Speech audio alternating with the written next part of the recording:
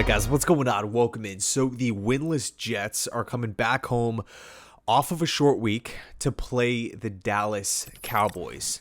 I got to start with this. Based off of what we've seen through the first 4 weeks of the NFL season, the New York Jets have had a lot of issues, right? I think every single video I've posted this week has been essentially just complaining, ranting about the amount of issues that this team has had. Jets fans, we all know the problems, right? There's a lot of problems with the players. There's a lot of problems with the coaches. It is one big mess. So my question is this: how are the Jets only 2.5 point underdogs against this Dallas Cowboys team?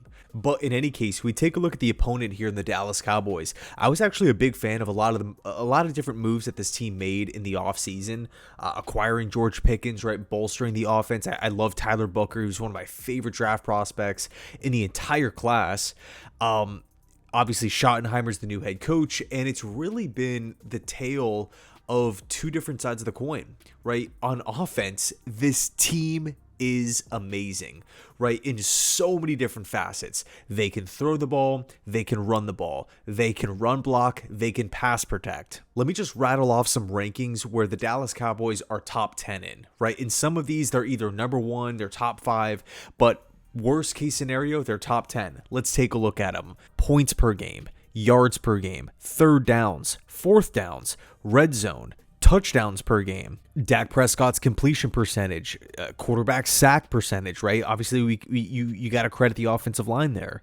They are number 1 in passing yards per game. This team excels in throwing the football. They have these explosive plays. They have playmakers, and it's a credit to Schottenheimer. It's a credit to Dak Prescott. Really, this entire Dallas Cowboys offense. I mean, CeeDee Lamb is hurt, and they're still just racking up tons of yards, right? I understand it was a tie the other night against Green Bay, but still, to go out and hang 40 points on the Green Bay Packers, Micah Parsons, right? Everyone wants to talk about that. The Dallas Cowboys showed up, and they dropped 40 on this Packers defense. My hat goes off to them. Here's the problem. The defense has been horrible. Much like the New York Jets, the defense has been horrible. Quick side note before we get into some numbers here. I find it very interesting that so far through 4 games in 2025, the worst defenses in football are actually, literally almost in every single case, defenses that had way higher expectations. Like, who are the worst defenses in football?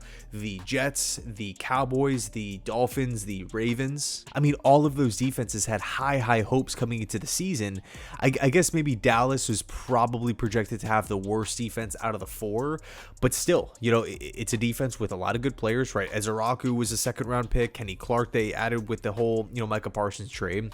Bland at corner, Diggs at corner. And if we take a look at some of these stats, some of these rankings here, let's just rattle off where the Cowboys are actually bottom 3. Points per game, yards per game, third downs, opposing completion percentage. These numbers aren't good either. They're just simply not bottom 3, but all of them are in the bottom half of the NFL. So this feels, especially if you're taking a look at this Jets team, a team that's struggled offensively to really kind of put it together. They have their identity, they have their blueprint on how they want to attack defenses, which is just run the ball. Now you have Braylon Allen, who's dealing with a serious knee injury. Great. One of the bright spots in training camp, but now that he's out, how are the Jets going to pivot here? The good news, they are coming back home. They are going up against a defense that gives up a ton of yards, a ton of points, and they haven't really had much success at getting after the quarterback, at stopping the pass, or stopping the run. Here's where the Cowboys do actually excel out on the defense side of the football, which I think needs to be talked about a little bit more. They don't get flagged. They are one of the best defenses as far as penalties are concerned. Now, if you're talking about some of the best teams in football, that point might fly under the radar because the assumption is, okay, these teams don't get flagged as it is.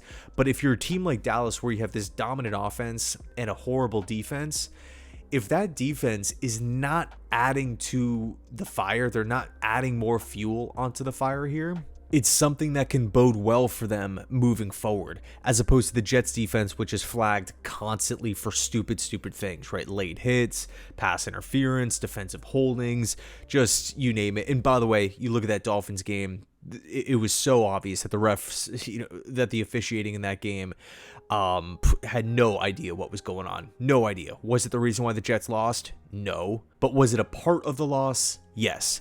But it doesn't excuse the fact that this is an ongoing problem for this Jets defense year after year.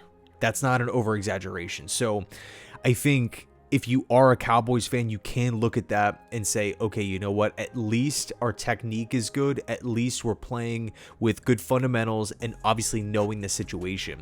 So as far as what the Jets offense can do to have success, really, I think the name of the game here is, I mean, for me personally, like as a Jet fan, I want to see more of an effort to get Justin Fields comfortable early in the game. It seems like for whatever reason, Tyrod at the end of the Bucs game with the comeback, even at the end of the Dolphins game, when the Jets just kind of open it up a little bit, and they're playing free and they're almost playing like, hey, the game is lost, so let's just take all these chances anyway. It seems like that's where we're at our best. But it kind of feels like early on in the game, especially in the first half, they're just everything is so congested. Again, I'm not saying ditch the run. Obviously, you got to stick to the run. I could see Brees having a big game this Sunday. But as far as the passing concepts are concerned, as far as the passing play calls are concerned, let's have Justin Fields drop back, right? A 5 to 8 step drop back, and have him scan the field and fire some intermediate passes, right? Let him rip some 15 to 20 yarders down the field. Can we have a deep shot this week? I mean, how many deep shots do you see this Jets team take? They don't take them, right? They drafted Arian Smith, crazy speed, fastest wide receiver on the entire team. Let's actually utilize him in the offense. I'm not saying every down, I'm not saying every drive, obviously, but let's take some shots, man. Let's get these safeties to play on their heels a little bit. This defense has been horrible against the pass.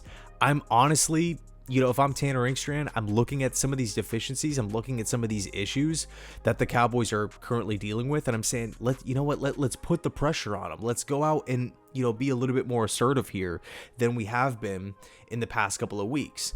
Defensively, can we look competent? I hate to be blunt. I hate to be rude to a certain degree, but with how this defense has looked through the first 4 weeks, Pittsburgh, Buffalo, Tampa, Miami, it has been horrible. You have guys not giving 100% effort. You have poor tackling. You have poor angles being taken to the football. You have very, very obvious blitz calls. Everyone can see these blitzes coming from a mile away. You have this pre-snap movement that tips their hand to the opposing quarterback. No problem at all. A real lack of aggression. It's been very tough to watch. The worst safety play in the entire National Football League, or I should say safety combo play. It has been bad. Slot cornerback play has not been good. The one player I'm really, really excited to see, or two players I'm really excited to see in this secondary, Brandon Stephens, can he continue to build? I understand that Brandon Stephens has been this easy target, and he's, been a talking point amongst a lot of Jets fans, but we have to give credit where it's due. Last week was his best game, and what makes it even better, week 1, not good. Week 2, not good, but a little bit better. Week 3, average, but better than in week 2. Week 4, best performance yet. He's literally climbing. He's getting better. He's putting more success, more production out on the field with every passing week. That fires me up. And then also, if you watch how Brandon Stephens plays, he really hustles, man. He really flocks to the football. He flocks to the ball carrier. He's not perfect by any means, but I'm excited to see if that growth continues. And then in the slot, it's looking like Michael Carter's going to be out, but the Jets acquired my guy Jarvis Brown-Lee from the Tennessee Titans. Physical, aggressive, run-stuffing corner. Someone who is not afraid of contact, someone who has produced in-man coverage before. He's handpicked by Aaron Glenn here. We didn't have to, give up an arm and a leg. It was a late round pick swap, and he's in year 2 of his rookie deal at 24 years old, coming off a rookie season with a lot of starts and a lot of successful play. Is he top 5? No, but I really like the potential, and I think it's a huge boost. Look at Michael Carter's production through the first 4 weeks. It is horrendous. I love Michael Carter, but what we've seen this season has been horrendous. We have to call it like it is. So if Brownlee can even be, average, that will be a big boost to covering the slot, covering the middle of the field.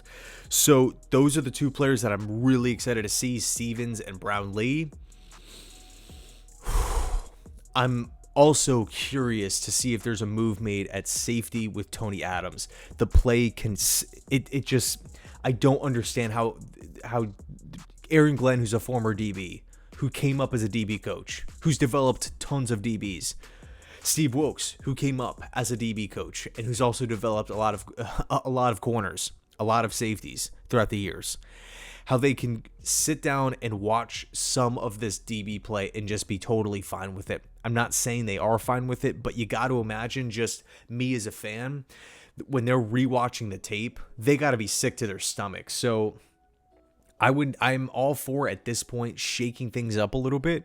If you see guys that are afraid to tackle, which we've seen through the first 4 weeks, if Glenn sees players that are not giving it 100%, or they're not running to the football, whistle to whistle, big time motor, I don't mind playing Azareye'h Thomas. I don't mind playing Malachi Moore. I really don't mind whatsoever, because what we've seen from this defense so far is awful. And I understand things take time. This is a new system. It's a new coaching staff. It's a new play caller. I'm not expecting it to be perfect this early on.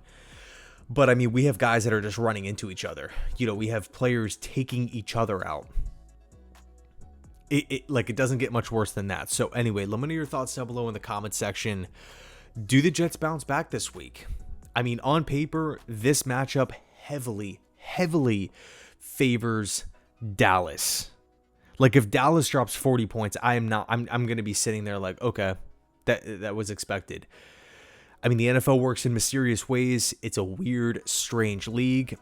It kind of feels like, especially with the Vegas line, that whole thing is just kind of throws a wrench in a lot of people's natural common sense about the game. But, just because you feel like the game is so heavily favored towards Dallas. But, hey, we'll see. We'll see how it plays out on Sunday.